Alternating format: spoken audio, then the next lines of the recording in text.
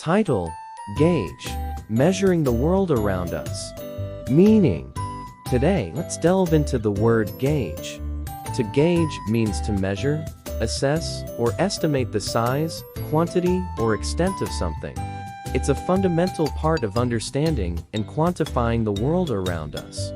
Use in a sentence.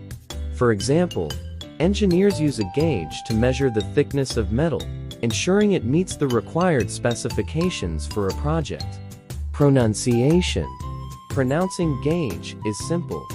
ɡeɪdʒ, with a soft G sound at the beginning and a long a sound.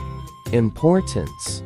The ability to gauge things accurately is essential in various fields.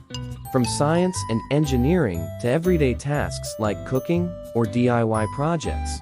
It helps us make informed decisions and maintain quality standards. Conclusion. In summary, gauge is a word that empowers us to measure and understand the world around us. Thanks for joining us today on your channel name. If you found this information helpful, please give it a thumbs up. And don't forget to subscribe for more simple and informative content.